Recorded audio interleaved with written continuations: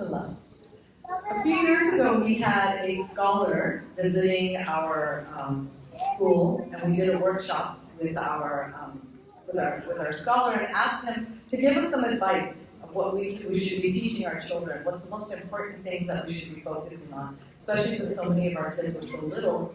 We wanted to know what are some of the macro issues that we could be dealing with at a micro level with our children. And I was so moved by the way he worded his requests for what we should be teaching that I actually wrote them down. I'm going to repeat what he said.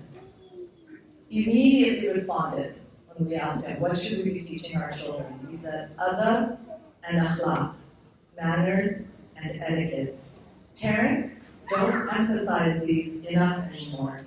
And then he went on to define adab as the appropriate action, attitude, and response in any given situation. I'm going to repeat that definition again. Adab is the appropriate action, attitude, and response in any given situation. And then we had another scholar who said to us, Adab beautifies everything it touches. We have Muslims who know rules and rituals. We don't have nearly enough Muslims who know how to have adab. Sell your misbah, prayer beads, and go buy some adab instead. And then the Prophet ﷺ said, I have only been sent to perfect good manners. I have only been sent to perfect good manners, which indicates that good manners existed in the world, but he was sent to perfect them, to take them to the next level. So working in interfaith, we had a bunch of local Christians and Jews from our nearby churches and synagogues come to our mosque for a couple of, for a prayer and for a talk. And later I was talking to some of the Christian and Jewish ladies in my circle, and I asked them, so what's something that stood out to you about our Islamic Center? I attend the San Ramon Valley Islamic Center in the East Bay and MCC, Muslim Community Center in Pleasanton. So I asked them, what's something that stood out to you in our Islamic Center? And one of the ladies said, I was really impressed with how, because this is Friday prayer, she said, I was really impressed with how many of the people who attended your Friday prayers had children with them. And that their children were coming in with them and were praying right next to them. She said, in our churches, we put our kids in babysitting, and then we come to our services and we do our worship, but the children are out of sight, out of mind in babysitting. And I thought that was interesting that she saw that as something that was commendable, something that was praiseworthy, that you saw our children in our mosques, in our worship spaces, when I know many of us are kind of like, what can we do about the children, right? How can we keep the kids quiet? How can we get them to behave the way we see children in churches and synagogues behaving? So one of the things I've come to realize over the years working with families and with students is that a lot of the issues that come up, a lot of the problems that happen, come up simply because people don't know what's expected of them. And they're not even sure where to begin, how to even start. And they don't have the proper tools in their toolkits to use to help them have success. And so I thought tonight would be appropriate, as we're getting ready to go into Ramadan, inshallah, to set ourselves up for success for the nights of taraweeh, inshallah, MCA. Already, mashallah, I was really impressed with how many people are here on a Friday night. But I'm sure in Ramadan it's probably going to quadruple the number of people that you're going to see here. I grew up in the 1980s in Southern California, and some of my fondest memories are of attending the Masjid. And I don't think we can underestimate some of the core memories that our children are building by coming and being at the Islamic Center. And so we want to create a welcoming space, and we want them to feel that they're always welcome. There's a Turkish saying that I feel is very profound, where the saying says something, I'm going to paraphrase it since I don't speak Turkish, but the saying says something to the effect of, if you don't hear children playing in the back of your masjid, then fear for the future of your community. If you don't hear children playing in the back of your masjid, then you should fear for the future of your community. Meaning that children should be coming to the masjid and they should be feeling welcome. touching on something that Imam Tahir had mentioned earlier on, and this is a fine point of working with children that I think many parents may not be aware of. Yes, we want to bring our children to the Masjid, and we want them to learn how to be with people, how to interact, to understand what the protocols are here, what the manners are here. But the Masjid is not the place to teach the children. The Masjid is the place where they have their final exam. The actual training and the actual teaching happens at home. So like Imam Tahir was saying that he had his children at home during the ages of 0 to 7, that's because those were the years in which they were being trained and prepared for the final exam, which was to come to the Masjid and be able to interact in a way that's appropriate with the community at large.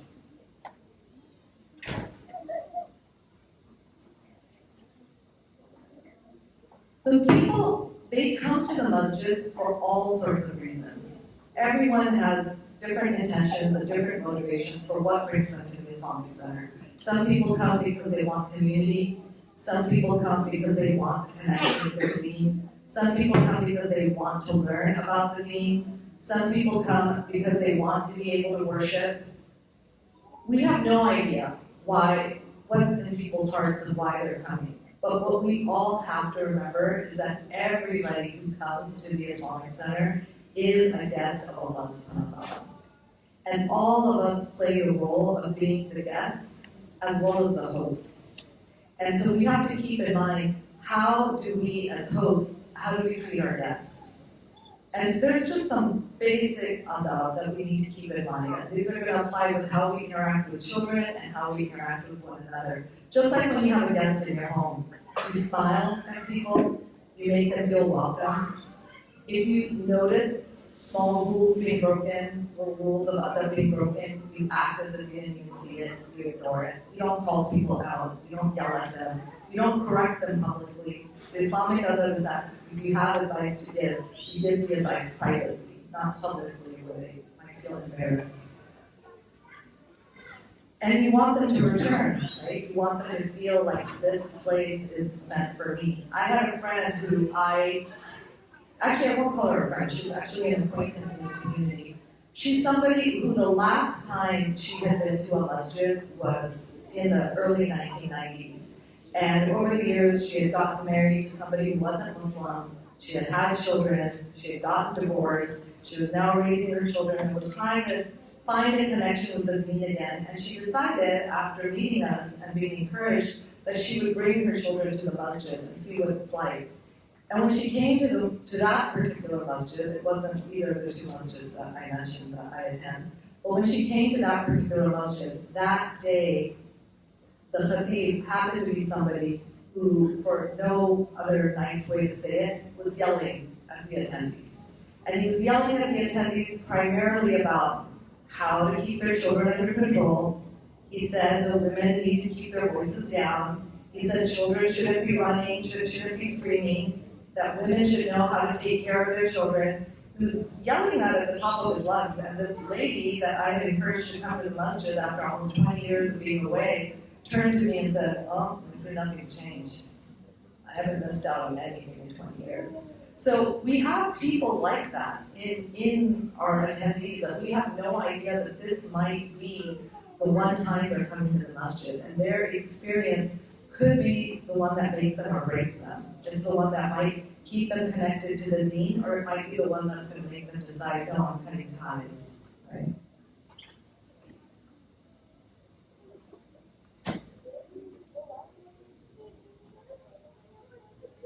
So there's a hadith of Hazrat Ali radiallahu anhu, which I think is excellent when it comes to raising children, to keep in mind as a foundation, and to know how to move forward from there about what we should be expecting from our children. A lot of the mistakes that happen with teaching children adab and akhlaq is that sometimes we don't expect enough, and sometimes we expect too much. And sometimes we expect things that are not appropriate for their ages. So I want to go through this hadith of Hazrat Ali radiallahu anhu. I'm going to paraphrase it. But he said something to the effect of, play with your children for the first 7 years. So that's 0 to 7. Play with your children for the first 7 years. teach your children for the second 7 years, so that's 7 to 14, teach your children, and then be their friend for the third 7 years. So 14 to 21 is when you're their friend.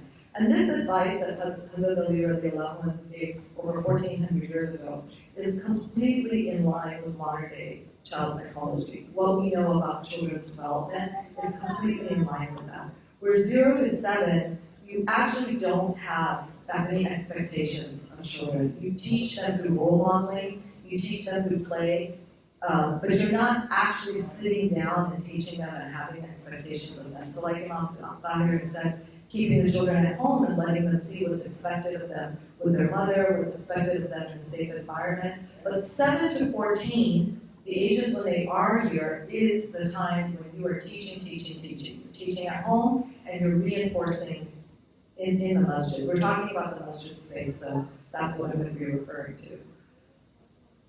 So what is it that we should be expecting of them? And one of the problems that ends up happening is that we expect of children who are in the 0 to 7 age, we expect of them what we should be expecting of the 7 to 14 age range. And many times what happens is we treat our children, who are no longer children, who are in the ages 14 to 21, we treat them as if they're still in the ages of 0 to 7 or 7 to 14. We infantilize them. And so 14 to 21 is going to have different expectations of us as parents. And so starting off with it, let's go to 0 to 7. What are some basic expectations, or what should we as parents be doing with children 0 to 7? Well, we role model for them. We pray with them in Jamaat at home. We allow them to giggle and tickle and run around and play and climb on our backs while we're praying and pull the kufi off the dad's head while he's in such stuff. All of that is acceptable when a child is 2 or 3 or 4 years old. And I've seen both extremes. I've seen an extreme in a masjid where there was a little baby trying to crawl away, do something, get into something in the masjid, and the mom, I think she felt this pressure to want to show everybody that she was on top of her child, that she knew what was going on with her child, that she would pull her baby back and then whack her baby on the bottom, this diaper bottom. And we watched her do that like twice, and we were like, please don't hit your baby. Why are you hitting her? And she was like, no, she needs to learn. She needs to learn how to behave in a masjid. And then we've seen other children who are over the age of 7 running around, causing chaos, yelling at the top of their lungs, and the parents are completely oblivious. It's happening around them, and they're not speaking up, they're not taking the child aside. So these are the two extremes of the spectrum, and Islam is the middle path, and we have to find that middle path, inshallah. So one of the things you can do, so I personally will not tell you that, you cannot bring your child when your child is 6 years old or before the age of 7 to the masjid. I know families are going to do what works for them and what they're comfortable with. But if you are bringing your child to the masjid, have a toolkit in place. And by a toolkit, I mean that your child should be able to sit with you and not be running around or crawling away or distracting other people. And so you want to have a toolkit with you, which means maybe a bag of things that you can pull out that's going to keep your child quiet and it's going to keep your child distracted. At this age, 0 to 7, you want to gently distract your children. You want to gently redirect them from behavior that you don't want them to do. You don't want to tune out your children. Many of us who are with our kids at home, when we come to the masjid, it's really easy to tune out our kids and think that what they're doing isn't that distracting, because we're used to it, we've seen worse at home, so this isn't that bad. But we have to be mindful of people's reactions and body language and facial expressions around us, and see that if my child is distracting the people around them, I need to do something about this. And that's what actually brings me to a quote. It's a quote by the author Jonathan Swift, and I really like this quote. This is one we taught our children when they were little. Jonathan Swift is the author who wrote the book Gulliver's Travels. He has this quote: "Good manners is the art of making people comfortable.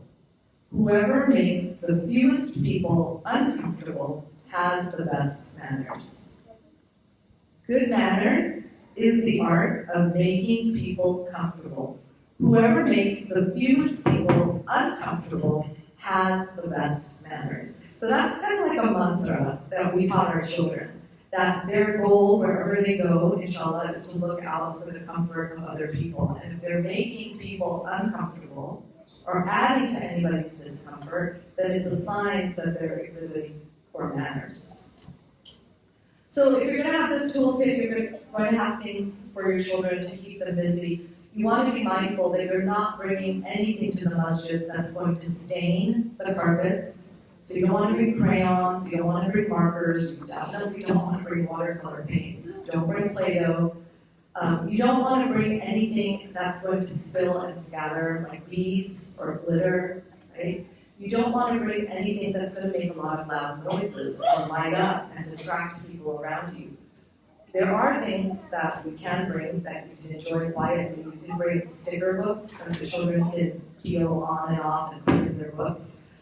You can bring a toy called Etch-a-Sketch. Etch-a-Sketch has magnetic grains, magnetic sand inside it, which the kids can then turn dials and make drawings on this screen. It's not an electric screen. It's a game that's been around since, a toy that's been around, I think, since the 1950s. But it's a quiet little toy that kids can play with and make designs on. You can bring things like little felt toys, little stuffed animals that don't have faces on them, crochet animals that the kids can quietly sit and play with, silicone blocks or wooden blocks. Something that you can put them on the side, you can be on the side with them and they can stay busy with these toys while you do your worship, if you are choosing to bring your children to the masjid. Set yourself up for success by bringing things that are going to help you. But then, of course, be mindful of not taking up a lot of space, right? You don't want to be camping out with all your preschool supplies so that people don't have room to actually stand up and do their worship.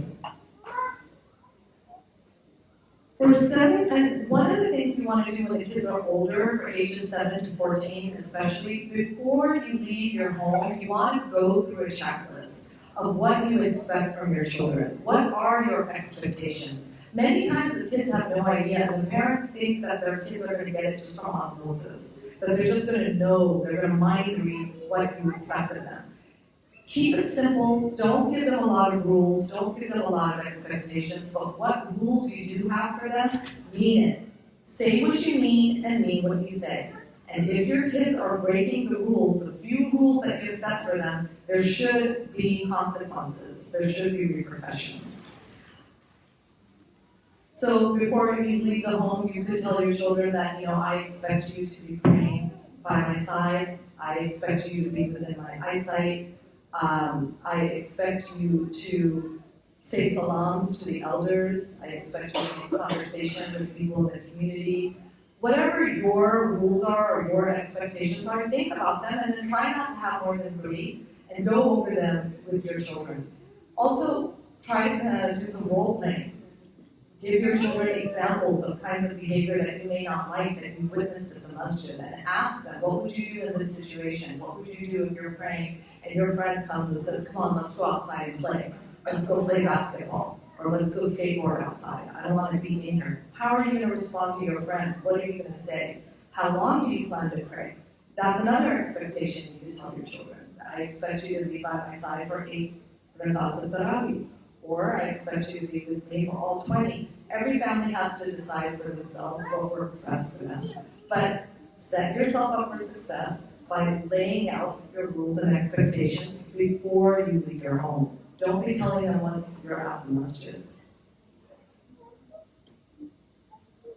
Also, have your children have a sense of pride about coming to the masjid. One of the things we like to do, we have 3 boys, when they were younger, taking them out and letting them buy really nice, high quality, expensive ither or oud or cologne that's really special, and it's a special gift for them that they get to use on Jummah, or they get to use at Taraweeh prayers, and making sure that they leave the house smelling good, potentially brushing their teeth and using mouthwash, make sure they have fresh breath. Sometimes it can be hard to figure out every single night what you're going to wear when you go to the masjid. So you can have a masjid outfit that you set aside ahead of time for your children that they know. It could be a thobe. in Morocco recently, I bought one of my sons a woolen hooded thobe that he really likes a lot. And he said that's what he wears to Fajr in the morning when it's cold every day. And he said, I don't have to even think about it. And he said, people compliment me and tell me they like the way it looks. So it's something nice, it's attractive for the masjid, so that your kids aren't showing up at the mosque in jeans or sweats or messy t-shirts or stained clothes. Have them set up for success by having clothes set aside ahead of time that they know they can grab, put on, and go to the masjid looking nice.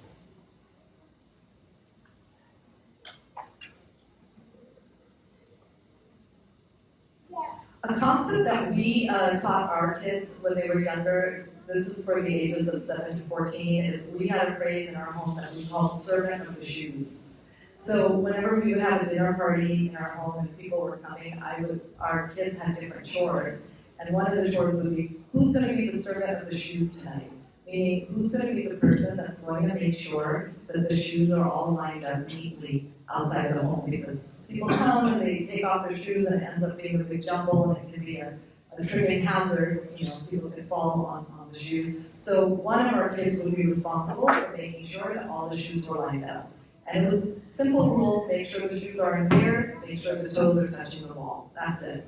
And just having those two things in mind, the shoes are in pairs, the toes are touching the wall, you automatically end up having a nice, neat row of shoes going outside our house on the deck.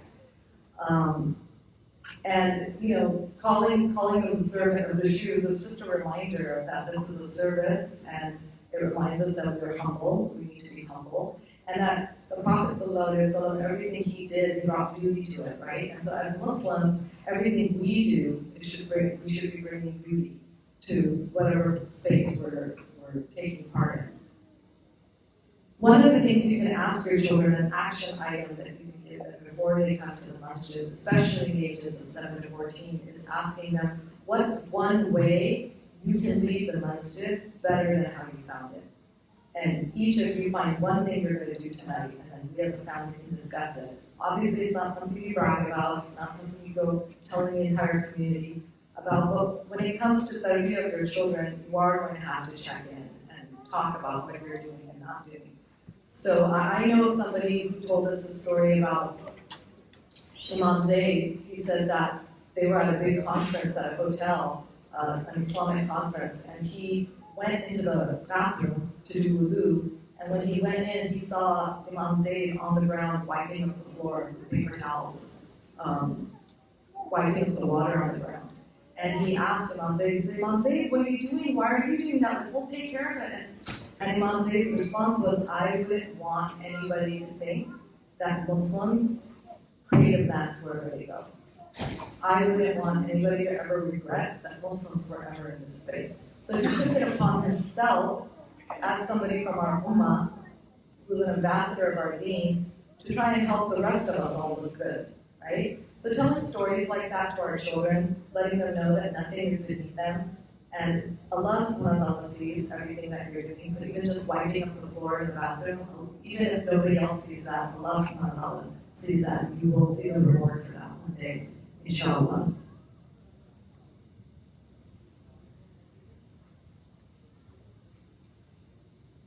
Now, for 14 to 21, those are the years that you cannot be nagging or lecturing your children.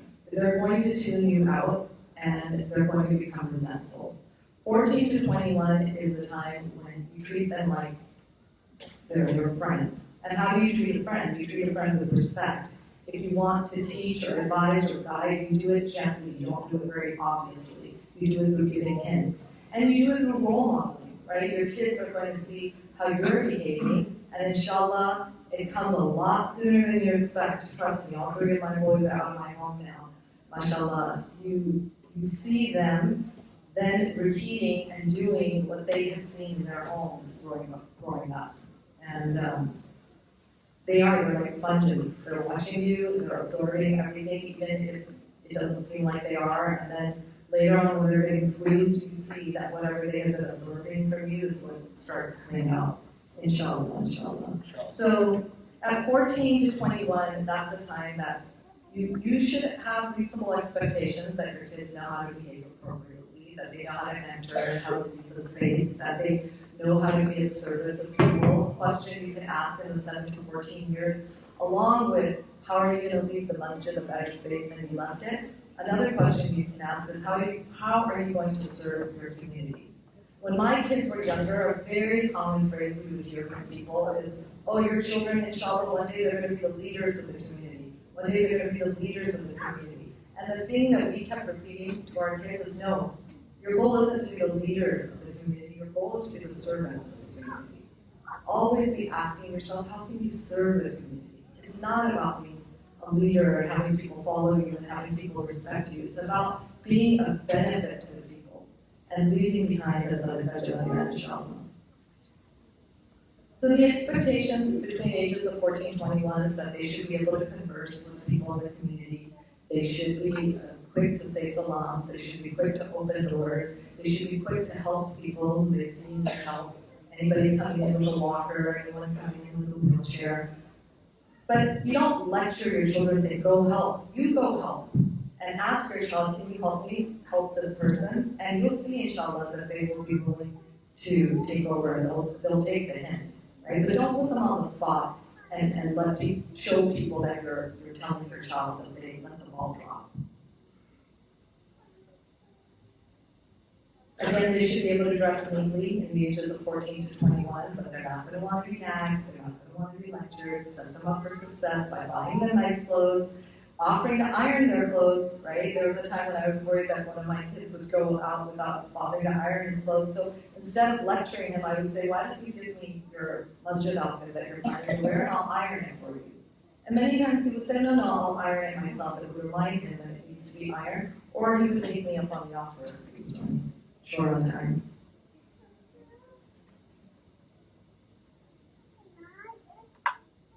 Okay, some just general observations from over the years. And remember, whatever we're teaching our children, we're teaching them at the micro level, and the hope is that, inshallah, the benefit will go out at the macro level. And that by each of us doing our job with our children, inshallah, we will make the world a better place, right? And so pretty much all of the masajid have the same issues. There's the issue of water on the floor in the bathrooms, there's the issue of shoes being piled up and not lined up neatly, there's the issue of parking, right? Parking is an issue at pretty much every Islamic center. Obviously our kids can't do anything about the parking, but like we talked about earlier, we can encourage them to make sure that they're at least lining up their shoes properly and maybe helping out by lining up a few other shoes properly. And that if they see water spilled on the ground, that they're drying it up and they're throwing away paper towels that maybe somebody has discarded on the counter or on the floor. But here are some observations from over the years that hopefully all of us can take and be mindful of. Even if you need to keep your children occupied or you need to keep them distracted while you're praying, and maybe they're not at the age where they can join you for lengthy prayers, please do not have your children on screens.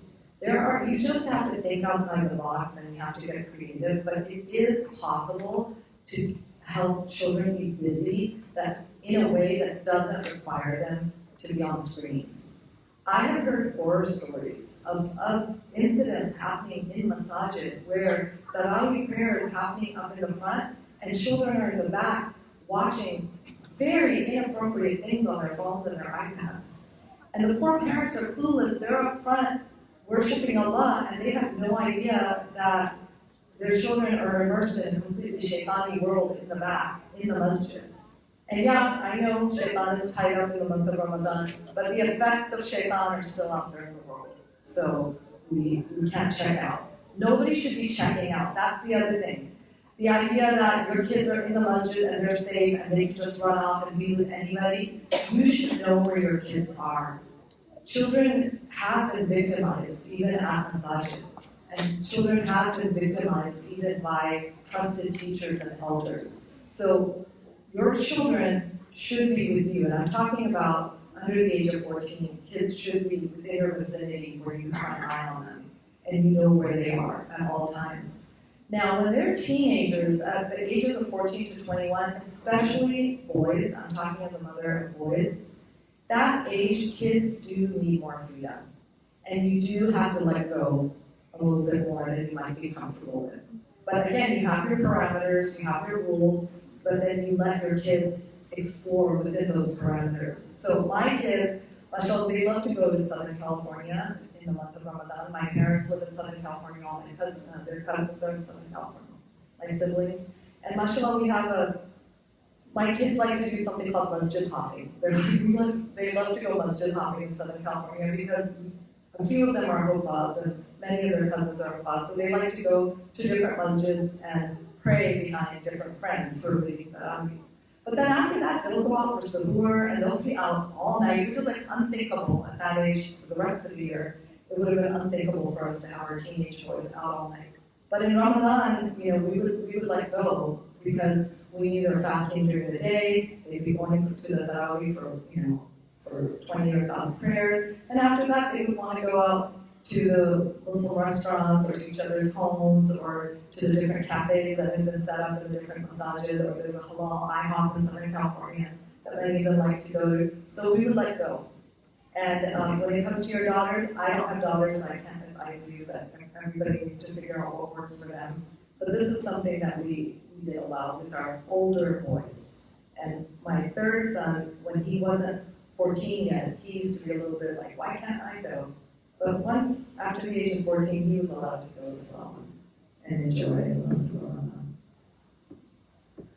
This sounds like something really minor, but we're still in the cold months, so when you do bring your kids to the masjid, dress them appropriately so they're warm and they're comfortable. I've seen that at the masajid as well, where children are running around in t-shirts and they're freezing and they're outside and they look uncomfortable and there's a danger of them not being well. The other thing to teach children is to be mindful and to look out for the volunteers. It is a thankless job to be a volunteer at the masjid, but many people do it because they have their eyes on the prize, right? They're doing it as an act of service to the ummah. They're hoping that Allah subhanahu wa ta'ala will reward them, and inshallah their reward is with Allah. But we all know the hadith that he who hasn't thanked people has not thanked Allah, right?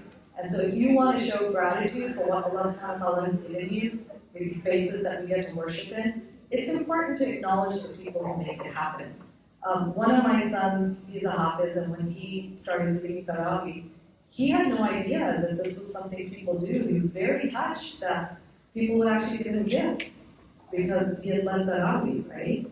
And that brings to mind that, okay, the imam, the one leading the prayer, everybody sees him. But what about the people nobody sees, right? The ones who are coming late at night vacuuming, the ones who are setting up the water bottles, the ones who are setting up the chai station, the ones who are directing parking, right? These are also people who need to be thanked and acknowledged.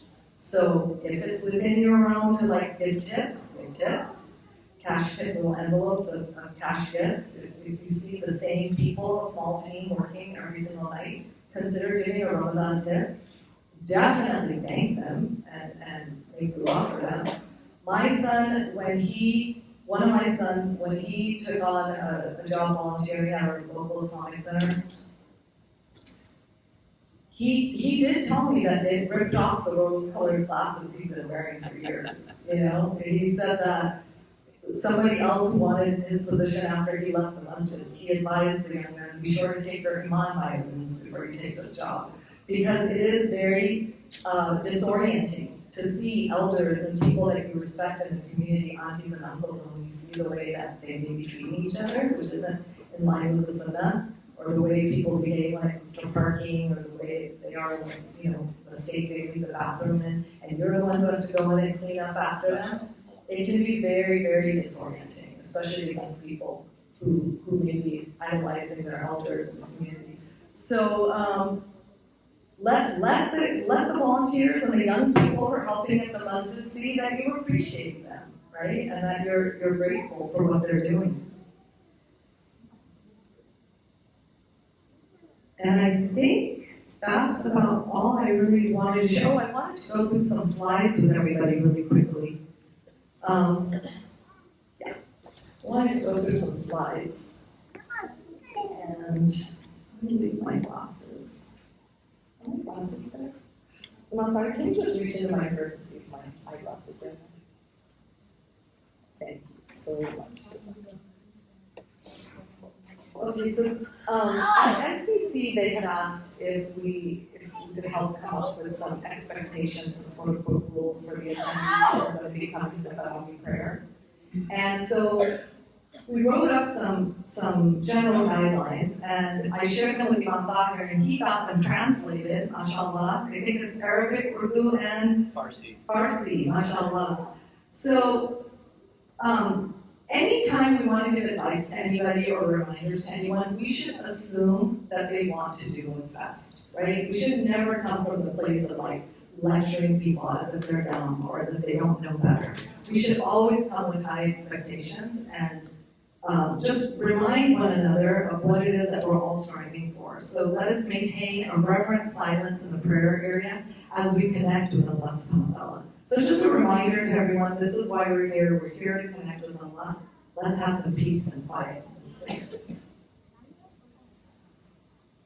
Reminding everybody that children are welcome, right? Many times the signs will say things like, no children in the prayer area, or take your children out if they're crying, right? We want all our young ones to have a wonderful time. The outside hall is perfect for running and playing. Let's keep the prayer area a quiet and respectful space. So reminding people that, a teacher once told us when we were raising our children, that for every haram you stop your children from, give them 2 halals they can enjoy. Right? For every haram that you stop your children from, give them 2 halals that they can enjoy. So with that in mind, okay, you're telling them, don't run around and play here. Tell them where you can run around and play, right? If there is space at your masjid, if you do have a room where they can go and get their energy out, redirect them instead of just saying no, no, no. Let's silence those phones so we can give our full attention. Okay? Again, a reminder why we want to turn our phones off. We appreciate your understanding in helping to maintain a peaceful atmosphere for prayer. If your child becomes restless or upset, please kindly step outside the prayer area to attend to them. Don't tune your children out, right? Don't think that because you're able to focus and tune your child out while you pray that others can do the same.